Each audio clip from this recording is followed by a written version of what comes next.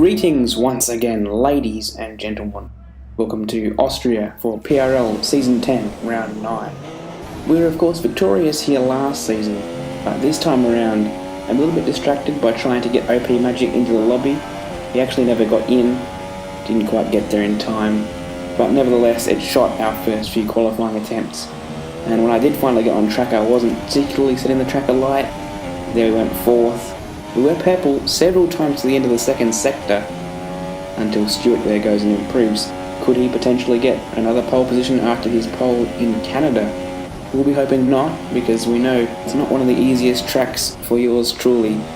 I've never really had pace over everyone else here, just the ability to stay in the lead if I get there. I did improve in the final 2 laps of qualifying, knowing that I didn't have to use these tyres in the race, forecast to be wet. But I couldn't get onto the front row of the grid. That was held down by Maznat and Stuart. Once again, my PB would have got me pole, but I wasn't particularly concerned about hitting that every single time. Now, this was where the drama really kicked off. There was conjecture about who hit Maz at turn 1, because someone certainly did. He did go wide. First look, let's see.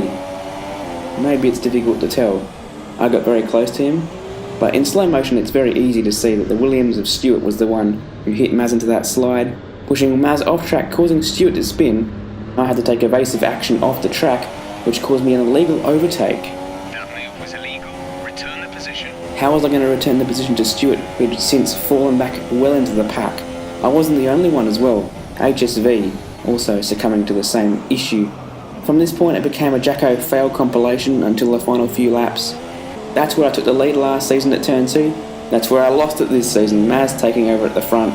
And later in the lap I came under threat from Pure Gold in the other Williams, or second place, although I did manage to keep the position at the time. He's very quick in these conditions, we know that.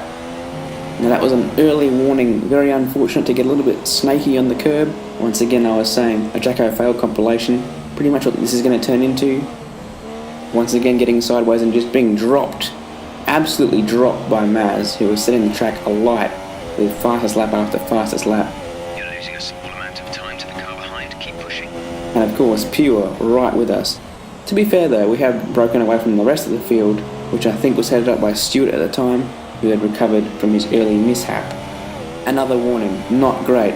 We're trying to get away from Pure, but it just wouldn't stick. He ended up catching up once again. Further little moments like that weren't going to help my cause. I just couldn't get the power down. His best look came on lap 16 to turn 2. Had the double red arrows there. Couldn't get down the inside. So my defensive game's still working once I figured out where the braking points were. Unfortunately, Maz had already skipped up the road. Okay, I think the track will be drying out quite soon. Mind you don't burn out your tyres. Pure had just pitted, and I had 60% on my rears. We're considering switching to an alternate strategy. Do you want to change or stick to plan A? So when that message came through, absolutely I felt I needed to pit because my tyres were about to puncture. Unfortunately, that penalty that I had looming over my head from lap 1 was then served, so I was pretty confident Pure was going to undercut me. Go, go, go. Indeed, he went straight through. But we were still P4, however, the dry tyres weren't quite ready, and that became evident very soon. I just get swamped. HSV is the first car through. He was soon followed by the Red Bull of Craig, easy traction on the Inters, and there was really nothing I could do to hold any of these guys up. But staying out was clearly the correct option. These tyres were going to become optimal very soon, so I decided I'll stick it out. Hopefully, by the time they pitted, I'll end up in front of them once again, albeit with a reduced margin. Wayno goes through in the next Renault. As I had hoped for, I still emerged in front of some of the drivers, yet to pit onto dry tyres. Still making mistakes though, and my biggest one was yet to come. I don't think I've dropped it anything like this before. Under traction, lost it. Okay, box, box, box. We're adjusting the strategy. Come in this lap. Nowhere in the tyres basically.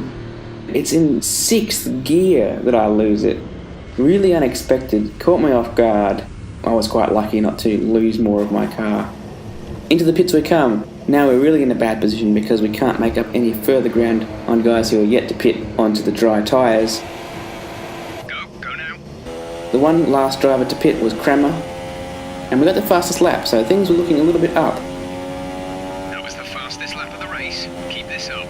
We backed it up with further fastest laps, But the real shock came when that popped up. Maznat, the leader of the race, setting his fastest lap, but more importantly, he's right behind us. We've been awarded a time penalty. We'll go against our finishing time at the end of the race. We're trying to close up on Wayno. You'll have seen the splits reducing and reducing, but the pressure from behind is that if Maznat laps us before we get to the last lap, which it's the penultimate lap right now, I might not be able to get this pass off. So he's going to try and help his teammate by lapping me, and Wayno makes it very difficult by not giving me any space there. He didn't need to though. Blue flag, blue flag. I wasn't far enough up, but there it is, the blue flag. What do I do in this situation? I have to continue attacking. Maz, if I let him by, Wayno will be gone up the track, and no 5th position for me. Blue flag conditions. Create a gap and let the car behind through. Here's my second warning from Jeff for blue flags. I have to make it stick into this next turn. I have far more grip though. The Ultra's going off on the other Renault. This is your final lap of the race. I get it by the smallest margin. Wayno actually does end up getting lapped. Potentially he was using more fuel to try and keep me behind and hoping that we'd both be lapped. But a recovery for 10 points. Better than 8, I guess. That could have been a whole lot worse for me. It was quite a lot worse for some drivers, such as Danny, who had an absolute nightmare being taken out twice. Congratulations to Maznat on his 2nd victory of the season.